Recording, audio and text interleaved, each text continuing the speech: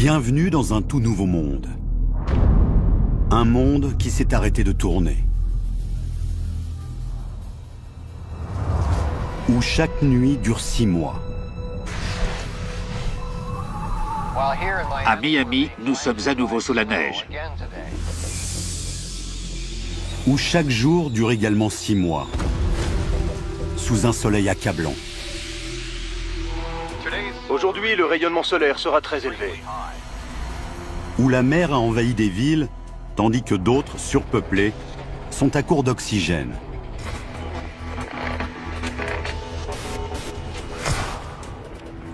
Bienvenue dans un monde apocalyptique, où la vie est un cauchemar et où il faut se battre pour survivre. Par ici! Vous allez voir ce qui pourrait arriver si notre planète s'arrêtait brusquement de tourner et la réaction en chaîne désastreuse qui s'en suivrait.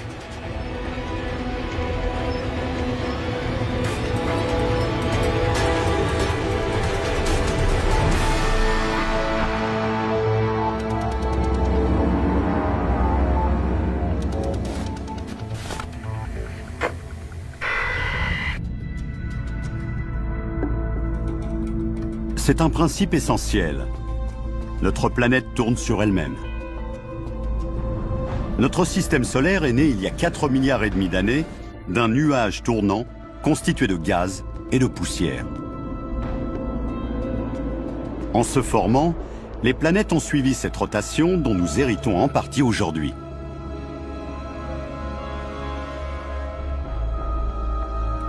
À l'équateur, la Terre tourne à plus de 1600 km/h.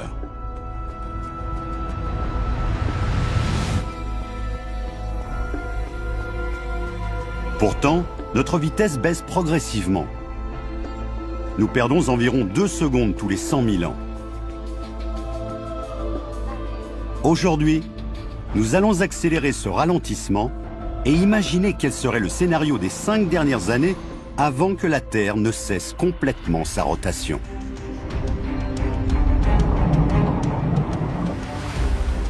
Qu'adviendrait-il de la mer? De nos continents? De l'air que nous respirons?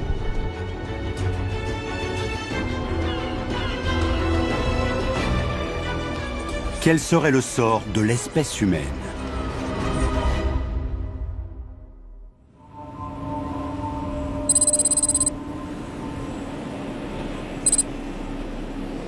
Le premier jour, le ralentissement d'1 km/h de notre rotation a beau être presque imperceptible, ses conséquences sont déjà spectaculaires.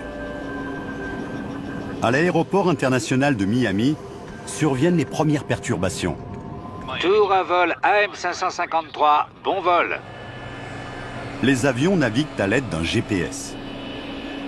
Le réseau GPS repose sur une série de satellites permettant de situer avec exactitude la position des appareils. L'une des données essentielles de ce système est le temps. À bord des satellites, les horloges sont en contact radio quasi permanent avec le sol. Le gouvernement américain détermine l'heure à l'aide d'horloges atomiques. Ce sont les plus précises au monde. Mais si notre ralentissement ne trouble en rien la synchronisation de ces horloges, les bases terrestres avec lesquelles les satellites communiquent ne sont déjà plus positionnées là où ces derniers considèrent qu'elles se trouvent.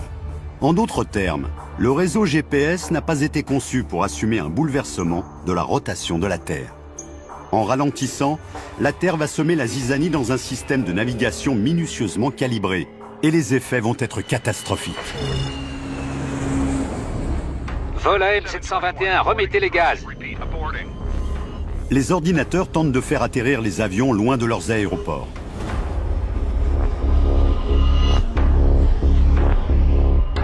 À mesure que les pilotes découvrent à travers le monde que leur système de navigation ne fonctionne plus correctement, des centaines de milliers de vies sont en péril dans le ciel.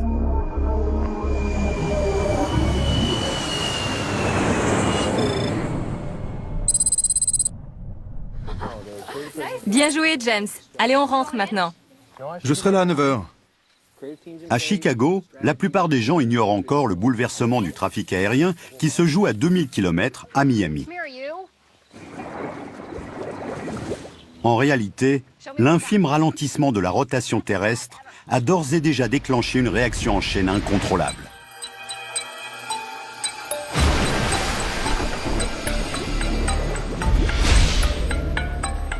Nous remettons régulièrement nos montres à l'heure pour rester synchrones avec le rythme de la nature. Le rallongement progressif des jours est si imperceptible que nous nous y adaptons comme si de rien n'était. Mais qu'arriverait-il s'il faisait soudainement nuit à 9 h du matin et s'il se mettait à faire jour à minuit? Si notre perception habituelle du temps qui passe était radicalement bouleversée? Des scientifiques ont confirmé le ralentissement de notre rotation. Pour certains, la Terre aura complètement cessé de tourner d'ici 5 ans. Les conséquences vont être désastreuses et aucun pays ne sera épargné. La première semaine, les problèmes s'enchaînent dans toutes les villes du globe. Chaque jour est plus long que le précédent.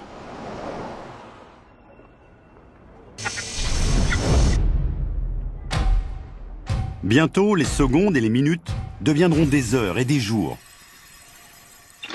Les marchés financiers où s'échangent quotidiennement 36 milliards de dollars sont en chute libre aujourd'hui. L'incertitude sur ce qui nous attend a sapé le moral des investisseurs. Qu'adviendra-t-il de nos 24 heures habituelles si elles durent plus longtemps que 24 heures?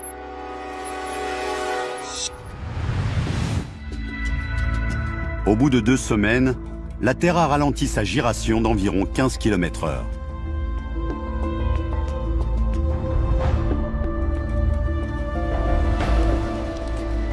La réaction en chaîne s'accélère. Le trafic aérien est réduit aux services essentiels, avec un record de 470 accidents à travers le monde. Chaque année, plus de 2 milliards de personnes voyagent par avion. À mesure que les catastrophes aériennes augmentent, les vols sont annulés. Les Américains effectuent annuellement 10 milliards de trajets en bus et en train. Les passagers aériens cherchant en masse d'autres moyens de voyager, le trafic ferroviaire et routier explose. Ainsi, le temps devient l'obstacle numéro 1 sur une Terre qui perd peu à peu de sa vitesse.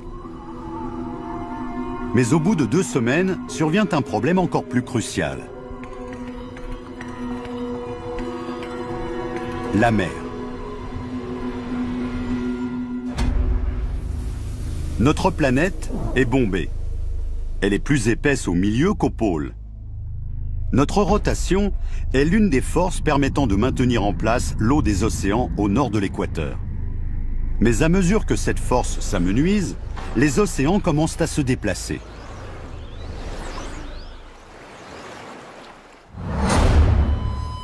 Des courants s'organisent depuis le bombement de l'équateur en direction des pôles. Plus d'1 milliard de kilomètres cubes d'eau se mettent en mouvement. Au nord, l'Arctique canadien est le premier à en faire les frais. 3 mois après que la Terre a commencé à ralentir, l'eau afflue sur ses rives comme une baignoire qui déborde. Le niveau des mers continue d'augmenter et le gouvernement canadien a ordonné l'évacuation totale du continent arctique.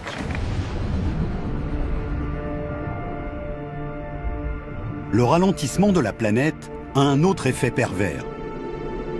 À mesure que le niveau des mers change, l'air que nous respirons se modifie. Notre atmosphère recouvre uniformément toute la surface du globe. Elle suit sa rotation. Mais alors que la Terre ralentit sa course, l'atmosphère se met à suivre le courant des océans en affluant vers les pôles.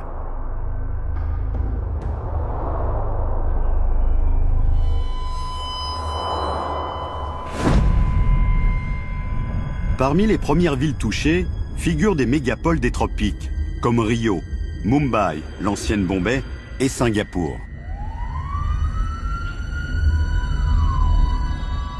Il devient de plus en plus pénible d'y respirer. Plus au nord, les villes situées en altitude commencent elles aussi à souffrir. Aux États-Unis, les alpinistes du Colorado ressentent brusquement les effets du manque d'oxygène. À 1500 mètres, il devient aussi rare qu'à 4500 en temps normal.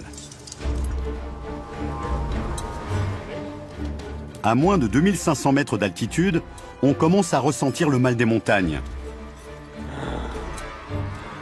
Et la limite de survie se situe juste au-dessus de 5000 mètres.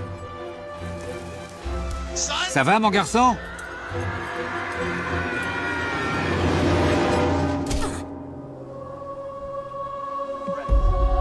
Le monde change brutalement.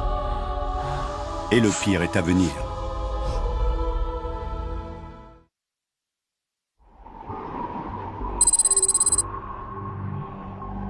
Quatre mois ont passé depuis que la Terre a commencé à ralentir.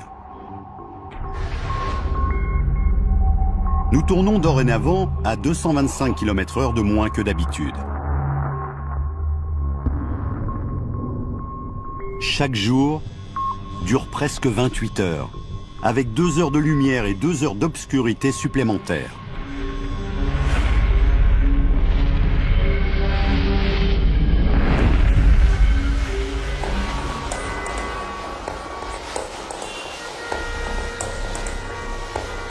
Cette glissade du temps a fait basculer notre monde, ses océans et son atmosphère dans le chaos. Les autorités russes informent que l'engloutissement des gisements de pétrole du pays provoque une pénurie de carburant à l'approche de l'hiver.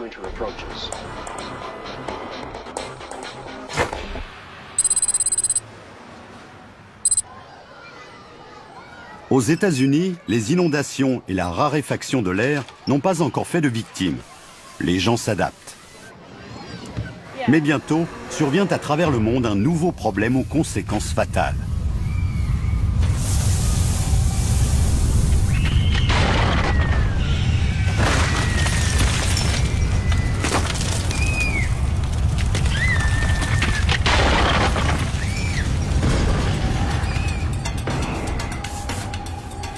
Des tremblements de terre là où ils n'avaient jamais lieu auparavant.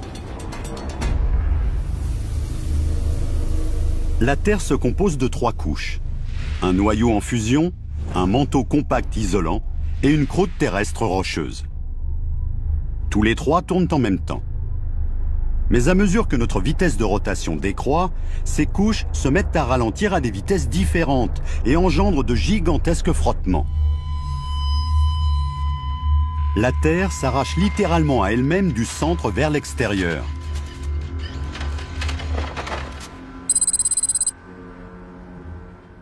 Les eaux de San Francisco sont une zone sujette au séisme. À présent, les océanographes relèvent dans la région la preuve d'une activité sismique sans précédent. De profondes fissures dans les fonds marins libèrent une chaleur infernale. Tués par les explosions sous-marines, les poissons émergent par millions. L'activité volcanique à Chicago et dans ses environs a forcé à fermer plusieurs grands axes de circulation. La population est invitée à rester chez elle.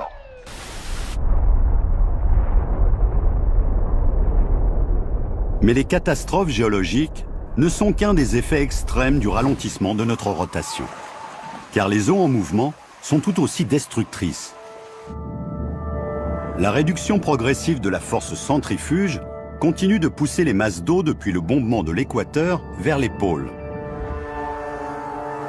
Dans l'Arctique, l'océan habituellement profond de 4500 mètres en fait à présent plus de 13 000. Toute cette eau provient des océans situés au sud du globe, tandis que les fonds marins peu profonds, comme la Manche, s'assèchent à mesure que l'eau afflue vers les pôles. Pour la première fois, la Grande-Bretagne se retrouve reliée à l'Europe et l'Irlande devient accessible par voie terrestre depuis l'Angleterre. On peut à présent marcher de Londres à Paris.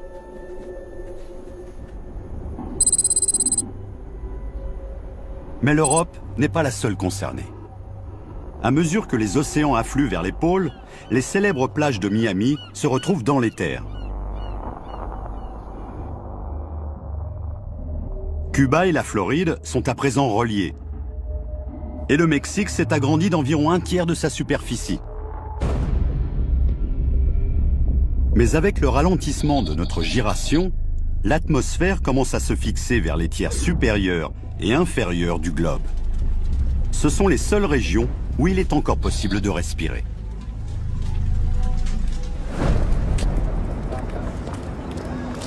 New York,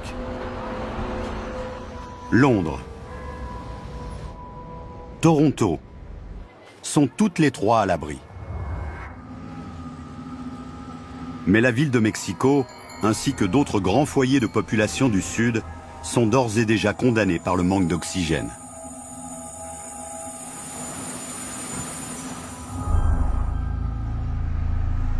Aux États-Unis, on surnomme Denver la ville haut perché. À mesure que l'atmosphère devient irrespirable, son altitude équivaut à celle d'une ville située à 5000 mètres. Cela revient à vivre plus haut qu'à mi-hauteur de l'Everest. Les spécialistes estiment que l'air restera respirable dans des États américains moins élevés, comme le Kansas, le Nebraska et l'Oklahoma.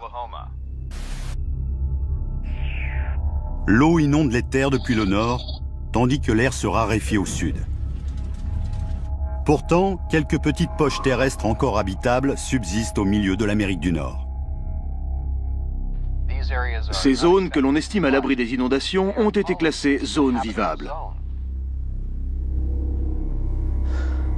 Aussi, les habitants de Denver sont-ils condamnés à mort s'ils y restent? Les enfants, on y va! Pour les plus jeunes et pour les personnes âgées, les conséquences sont graves. Ça va aller? Bientôt, la pénurie d'oxygène sera fatale à tous. Le gouvernement américain recommande aux 25 millions d'habitants du sud-ouest des États-Unis de quitter leur région.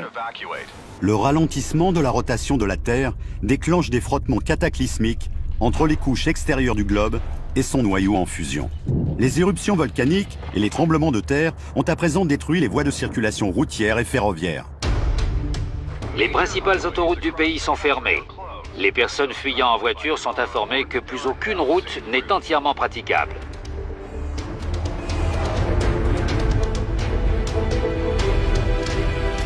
On déplore une augmentation des séismes, des éruptions volcaniques et des accidents de la route.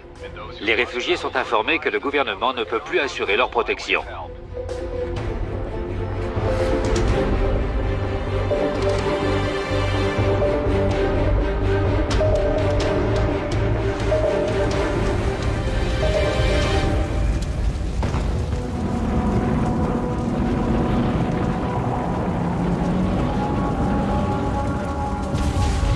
Les personnes se risquant à traverser les États-Unis pour se réfugier au milieu du pays sont les premiers témoins des catastrophes géologiques provoquées par le ralentissement de la Terre.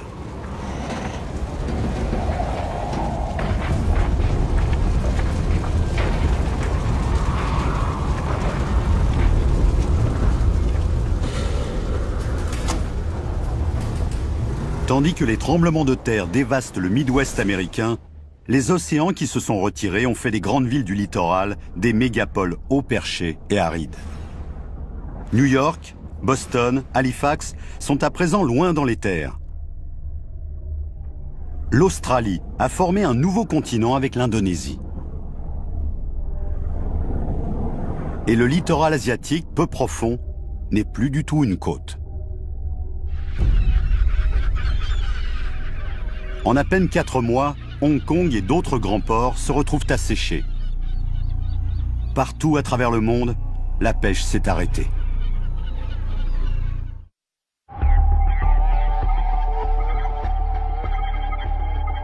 On observe par ailleurs un autre effet dévastateur de notre ralentissement. La mort par exposition aux rayons solaires. Un champ électrique invisible, appelé magnétosphère, protège normalement notre Terre. Ce champ est entretenu par la rotation de la planète. Il est généré par la giration rapide du fer en fusion dans le noyau terrestre. La magnétosphère dévie le rayonnement solaire. Mais à mesure que nous tournons moins vite, ce champ magnétique s'affaiblit et notre bouclier protecteur disparaît.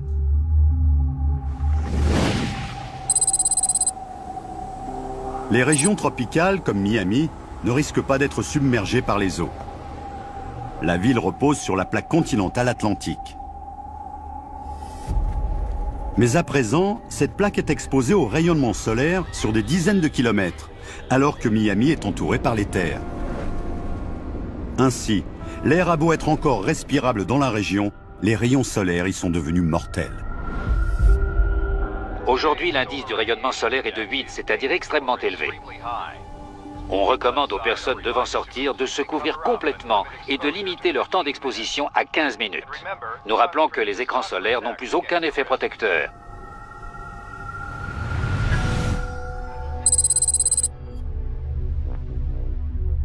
Il y a à peine plus d'un an que notre rotation a commencé à ralentir. Nous tournons maintenant à 340 km/h de moins que d'accoutumé.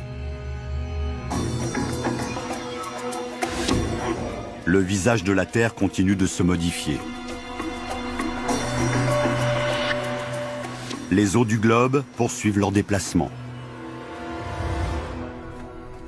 Un an après qu'il soit devenu possible de marcher d'Angleterre vers la France, le trajet devient définitivement impossible. D'abord, les zones peu profondes entourant l'Europe continentale se sont asséchées à mesure que l'Atlantique Nord affluait vers le pôle Nord.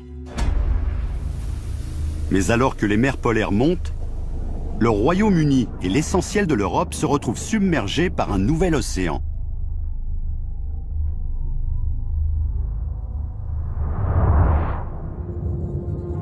Londres a disparu sous les eaux.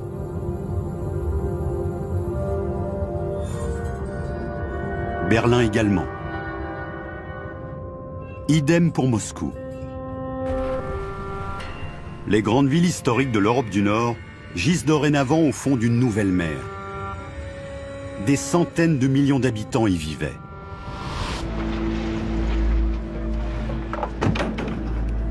Aux États-Unis, les survivants qui ont réussi à fuir les régions sinistrées commencent à arriver au Kansas. Pour les accueillir, on a réquisitionné une université. Les autorités travaillent pour créer un refuge dans ce qu'elles pensent être l'endroit le plus sûr des États-Unis. Une région préservée des inondations, respirable et épargnée par les grands séismes. Mais elles vont devoir résoudre un problème crucial. Les routes sont devenues impraticables et plus aucune livraison de vivres n'est possible.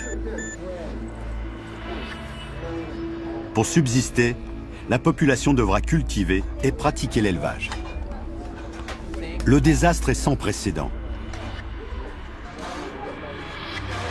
Les survivants sont livrés à eux-mêmes. Ils ont beau s'en être tirés, ils vont devoir lutter pour leur survie.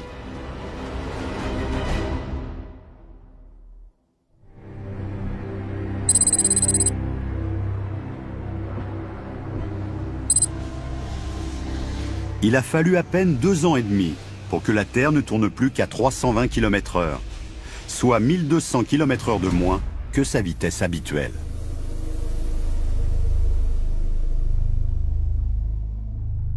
Des pays entiers sont submergés. Dans d'autres, l'air dépourvu d'oxygène est devenu irrespirable. Les survivants doivent à présent affronter une nouvelle conséquence désastreuse du ralentissement de la rotation terrestre. Partout dans le monde, le rythme du sommeil est gravement perturbé. Chaque jour dure à présent plus de 60 heures, chaque nuit aussi. La nature n'a pas programmé l'homme pour qu'il synchronise ses cycles du sommeil avec un monde éclairé 60 heures d'affilée. Cela équivaudrait à surmonter en permanence l'insomnie des grands voyageurs due au décalage horaire.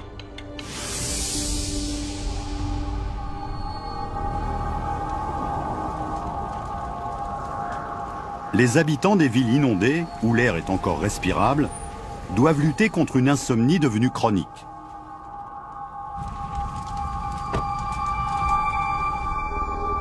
Leur vue se trouble et ils souffrent d'atonie musculaire. Monsieur, vous m'entendez?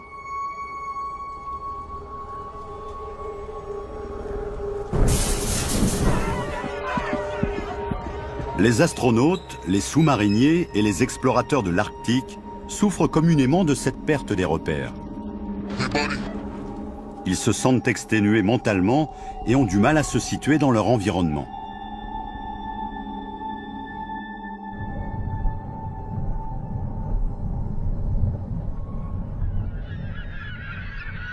Mais le ralentissement de la rotation terrestre a aussi des effets dramatiques sur les animaux.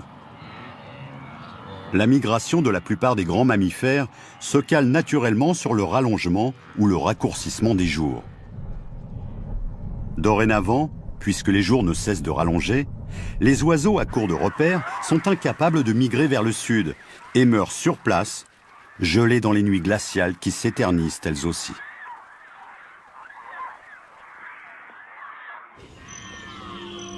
D'autres espèces subissent le même sort. Les caribous, les papillons monarques, les zèbres, tous sont condamnés sur cette terre qui ne cesse de ralentir.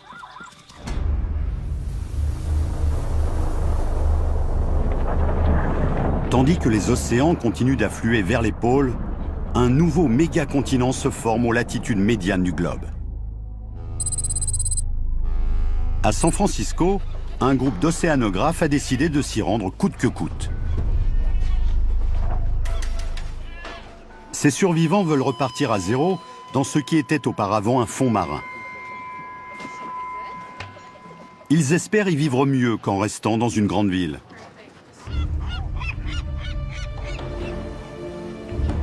Leur décision est désespérée. Mais sur cette planète gravement touchée, il reste peu d'alternatives viables. En l'espace de 2 ans et demi, la face de la Terre a profondément changé. Et le pire est encore à venir.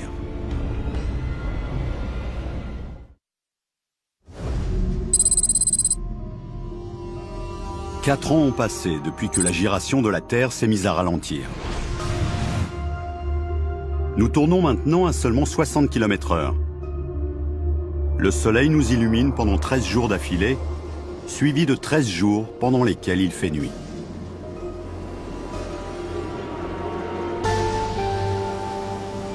Nos 4 saisons ont disparu. Le climat se partage désormais en une seule alternance de clarté chaude et d'obscurité froide. Au cours des nuits qui paraissent infinies, la température peut chuter à moins 55 degrés. Nous nous adaptons comme nous pouvons. La plupart des espèces animales n'y parviennent pas. Quand bien même elles ont survécu aux inondations massives et ont trouvé un air suffisamment riche en oxygène, le froid glacial finit par en venir à bout. Les animaux qui hibernent ont de meilleures chances de survie. Ils sont habitués à rester à jeun pendant de longues périodes. Mais leur avenir est incertain, car leur habitat a été inondé ou n'est plus en zone respirable. La végétation cède elle aussi au chaos climatique.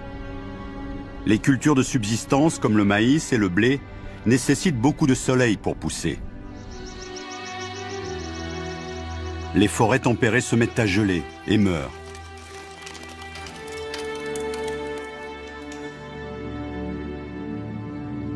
Seules les forêts boréales canadiennes et du nord des États-Unis sont assez robustes pour survivre au froid et à l'obscurité. Si ce n'est qu'elles gisent à présent sous l'eau. Les villes d'Amérique du Nord sont englouties à mesure que les eaux convergentes de l'Atlantique et du Pacifique les envahissent. Toronto, Halifax, Boston.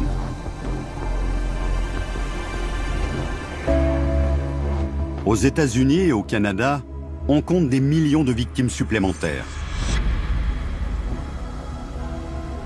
New York n'est pas épargnée par ce nouvel océan.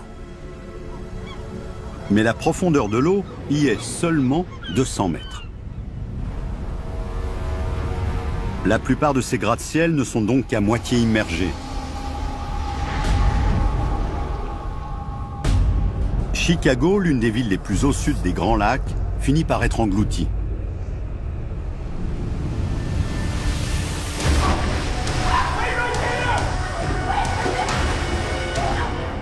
À mesure que les flots envahissent les métros et les égouts, les personnes restées dans les villes fuient dans la panique. Par ici, dépêche-toi! Non! Ne retourne pas la chercher! Non! Bientôt, toute la ville sera sous l'eau.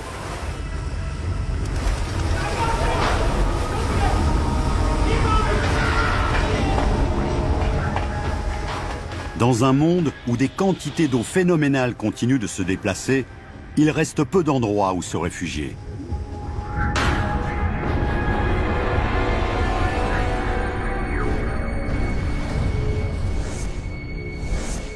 La raréfaction de l'oxygène a rendu quasiment toute la surface de l'Afrique, de l'Australie et de l'Amérique du Sud invivable. Près de l'équateur, respirer équivaut à se retrouver à 10 000 mètres d'altitude, c'est-à-dire plus haut qu'au sommet de l'Everest. D'immenses mégapoles ont été désertées. Mais un continent équatorial est en train de naître là où régnait l'océan il y a encore très peu de temps. Et ce nouveau méga-continent compte peu d'endroits où l'air est assez dense pour être respirable. Un navire emmenant un groupe de jeunes explorateurs fait route vers l'ouest pour implanter une colonie humaine sur ce qui était auparavant un fond marin. Leur voyage est risqué. Les systèmes GPS ne fonctionnent plus depuis le ralentissement de la rotation terrestre. Et comme les océans changent constamment de forme autour d'eux, les cartes marines ne leur sont plus d'aucun secours pour se guider. Qui plus est, dans ce monde en pleine mutation chaotique, le temps est de plus en plus imprévisible. La giration de la Terre crée dans l'hémisphère nord des courants d'air permanents en provenance de l'ouest et au sud des courants venant de l'est. On appelle ça l'effet Coriolis.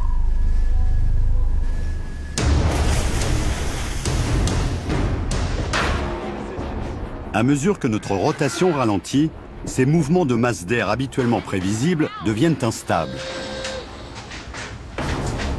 De nouveaux courants d'air à haute pression se forment et se déchaînent sur la planète. Des tempêtes d'une violence inouïe sévissent en mer. Elles peuvent durer des semaines.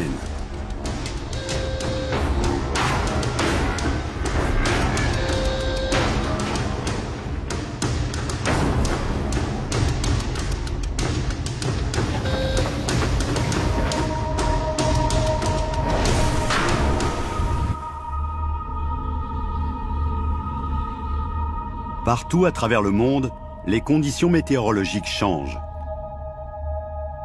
Les périodes de 13 jours d'obscurité recouvrent la planète d'un froid glacial.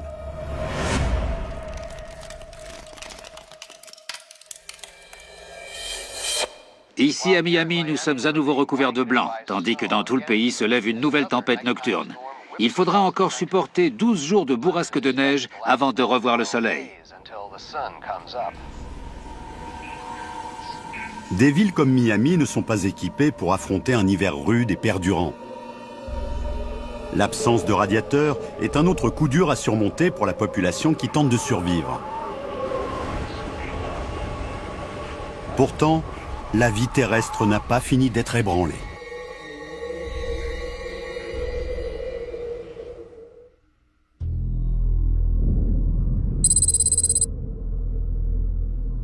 La rotation de la Terre a amorcé son ralentissement il y a maintenant 4 ans et demi. Notre planète, habituée à tourner à environ 1600 km/h, est désormais presque immobile. Le Soleil rayonne 16 jours d'affilée. À mesure que nous ralentissions, les océans ont convergé vers les pôles. 2 nouveaux océans se sont formés. Le Kansas se trouve dorénavant sur le littoral d'une nouvelle et immense mer nordique. C'est un océan profond de 16 km.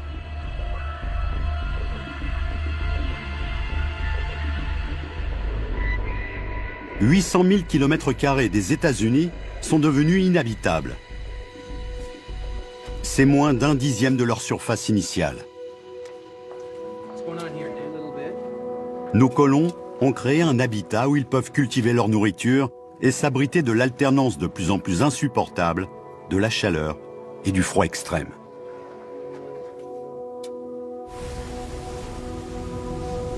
Les nouveaux océans qui ont pris forme offrent les meilleures chances de se nourrir.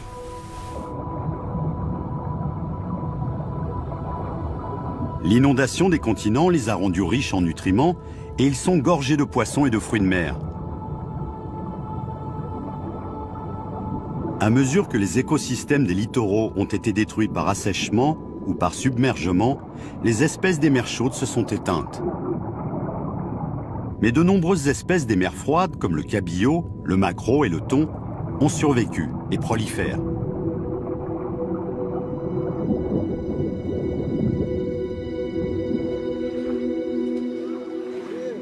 Autrefois habitués aux cultures et à l'élevage, les gens se sont reconvertis dans la pêche, là où le nouvel océan baigne les plaines américaines du Midwest.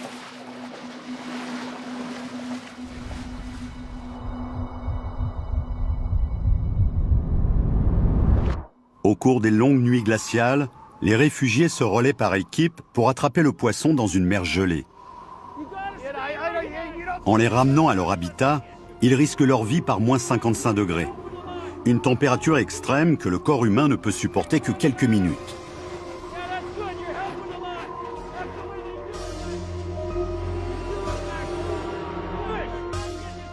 Mais la pêche à travers la glace ne permet pas de subvenir aux besoins alimentaires des réfugiés nord-américains qui continuent d'affluer en nombre. Aussi, le temps presse.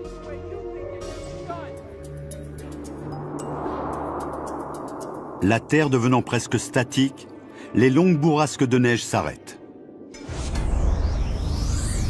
L'effet Coriolis qui générait les conditions météorologiques a disparu. Désormais, les tempêtes deviennent de plus en plus prévisibles. La rotation minime du globe produit un schéma météorologique plus stable. Mais il subsiste des écarts extrêmes de température entre les jours brûlants et les nuits glaciales. Ce temps, devenu plus stable, engendre moins de précipitations. La pluie ne tombe plus en quantité qu'au large des océans, mais aucun vent ne la pousse vers les continents. Les pluies occasionnelles qui s'abattent sur la zone habitée par les colons du Kansas sont précieusement recueillies et stockées pour les longues périodes de sécheresse. Leur situation est désespérée.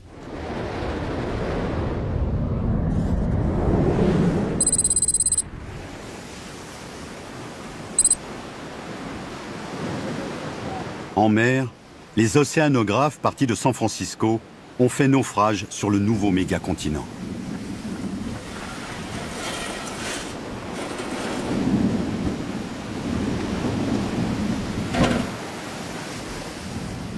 Ils fouillent l'ancien fond marin en quête de tout ce qui pourra les aider à survivre.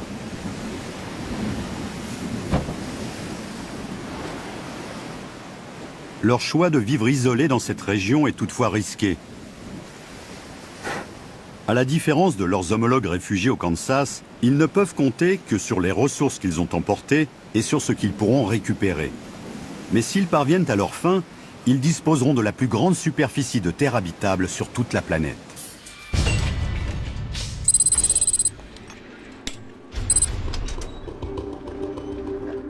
Quant aux survivants qui ont choisi de rester dans les villes non submergées comme Miami, ils doivent affronter les pires difficultés. Regardez dans ces boîtes s'il y a quelque chose d'intéressant. Et vous autres, suivez-moi. Ils sont livrés à eux-mêmes. Allez, on s'active. Il reste très peu de nourriture. Impossible de compter sur une quelconque distribution d'électricité. L'eau potable est devenue difficile à trouver.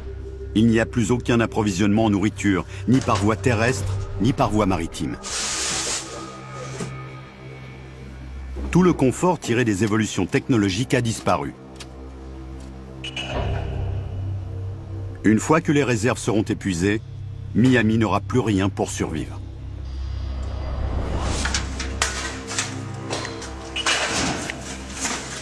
la situation est critique.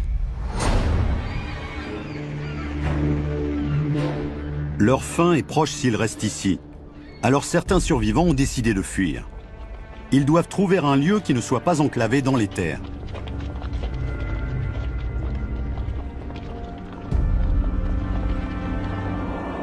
Pour subsister dans ce monde apocalyptique, ils doivent se rapprocher de l'eau. Mais des milliers de kilomètres de route les attendent.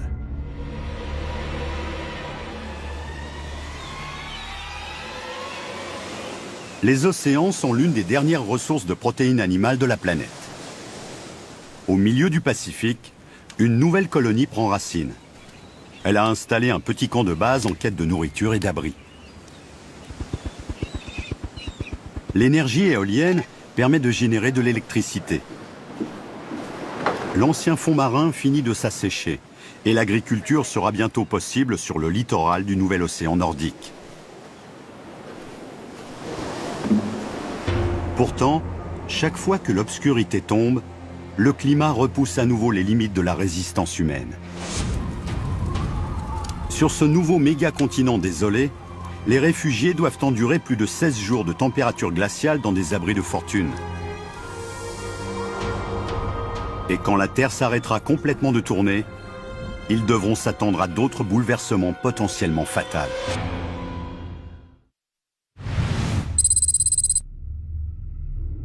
Cinq ans après avoir commencé à ralentir sa rotation, la Terre s'immobilise complètement. Les océans, l'atmosphère et le climat s'installent dans leur nouvel ordre. Un méga-continent encercle le centre de la planète. Deux vastes océans courent depuis les pôles jusqu'aux latitudes médianes du globe. Toutes les terres proches de l'équateur sont privées d'air. La plus grande partie du nouveau continent est inhabitable, car trop haute par rapport au niveau de la mer.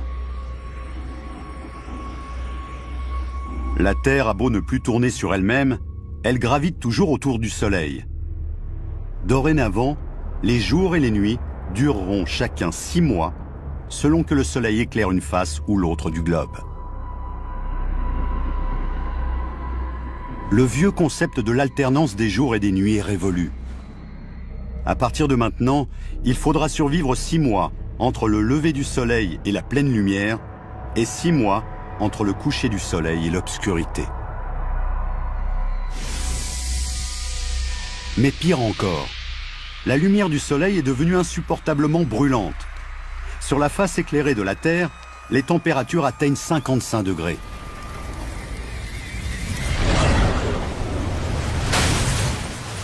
Des vents surpuissants balaient tout sur leur passage. Aux frontières entre la face éclairée et celle obscure de la Terre, les effets de la lumière solaire sont moins destructeurs. Sur le nouveau continent près d'Hawaï, il pleut pendant 1 mois, de la même manière que les ouragans engendrent des orages des milliers de kilomètres plus loin.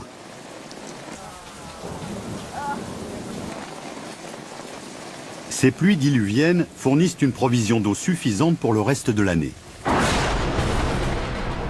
Mais d'autres survivants ont moins de chance. Nos réfugiés au Kansas sont à des milliers de kilomètres au nord de la zone baignée d'une chaleur torride. Ils découvrent maintenant qu'il ne pleuvra plus jamais dans cette région du globe. Ces colons ne peuvent même pas espérer dessaler l'eau de mer. Le réseau électrique national ne fonctionne plus et ils ne disposent pas d'assez d'énergie. Les conditions climatiques et météorologiques de notre Terre dépendent entièrement du soleil. Il n'y a plus ni vent, ni pression atmosphérique. Et avec la très longue nuit de 6 mois qui s'installe, arrive le coup de grâce. Les températures chutent à moins 55 degrés. C'est presque 20 degrés de moins que la température moyenne de l'hiver arctique.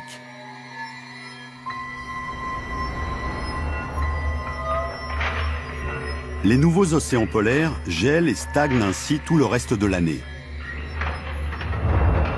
Sur cette terre devenue immobile, les survivants réfugiés au Kansas sont condamnés.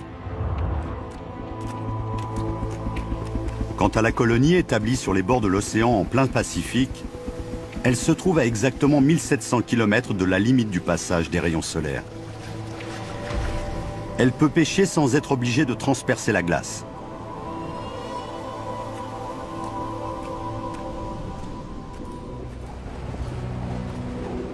Un an a passé. Plus de 6,5 milliards de personnes sont mortes.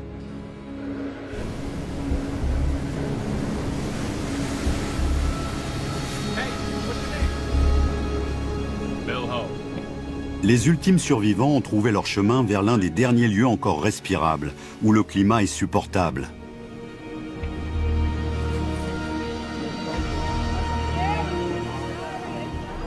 Le cycle de l'obscurité et de la lumière, du froid et de la chaleur, de l'humidité et de la sécheresse, se répète et perdurera éternellement.